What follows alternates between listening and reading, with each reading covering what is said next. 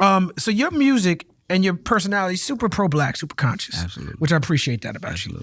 Make no mistake. But you also have this hustler spirit, this work ethic that's normally stereotypically associated with like a drug dealer turned rapper. Mm-hmm. How do you make the pro-blackness work in a business that frowns upon it? Because I have my ideas of how I do it for me, but my way of obviously don't work for everybody. I've been in this business for a long time.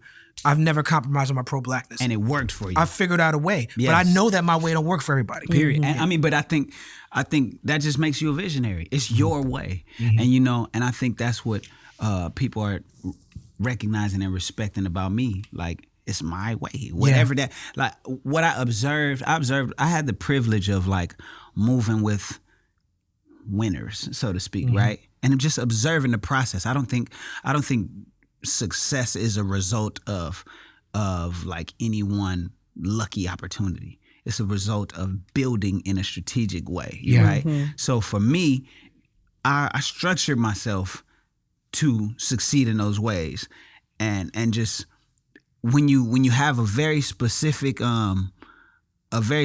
way you want to succeed, like when you're like, I'm not gonna compromise my pro-blackness, then it may extend the runway, which is another piece of advice when I tell people, you know, when they're like, oh, what's your secret? What do you do?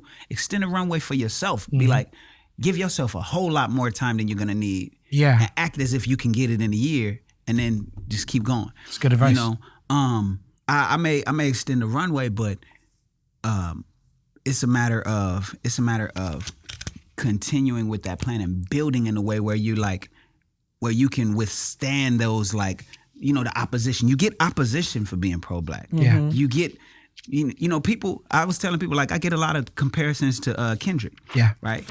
One, I have the utmost respect for Kendrick's degree of artistry. Kendrick is brilliant. As you should. You know what I'm saying? Anybody who don't mess with what Kendrick is doing, I kind of question, like, where are you coming from? And that's family at this point, because your brother working. Exactly. Yeah. You know what I'm saying? And we're from a very, very similar communities, have similar influences. And I think that's kind of what people, when you're selective on what you listen to, when you have a certain degree of like understanding of self, you don't just, do you listen to everything out? I used to. I don't anymore though. Okay. It's impossible. It's so many songs. But no, I used to try to challenge myself, but there's limitations to that challenge. Right. Let me rephrase it. Because you might check out everything out. Yeah. Do you live with everything out? Oh, absolutely not. I don't invite it into every space. Exactly. Yeah. So, and I do the same, right? Yeah. I will give everything a shot to be like, okay, I've heard it, I've lived with it, boom, boom, boom. Right. But there's I like to say I pay attention to the trends, but I don't follow them. Period. Yeah. Right. There's certain things I'm comfortable letting my guard down and listening to over and over. That's right. Right. And that's a limited bunch of artists, right?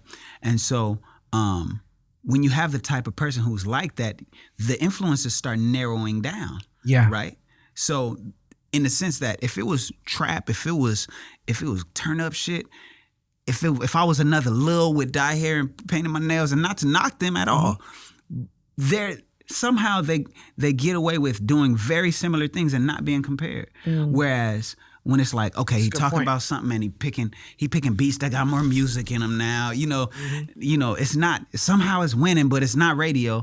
So then they gonna immediately compare. That's right. You know, so that's just something, and I think that's something that every artist who stands out will deal with on their way in. That's right. You know what I'm saying? Until people begin to see like, oh shoot, he's his own person. You know what I'm saying? And I think we're at that point now.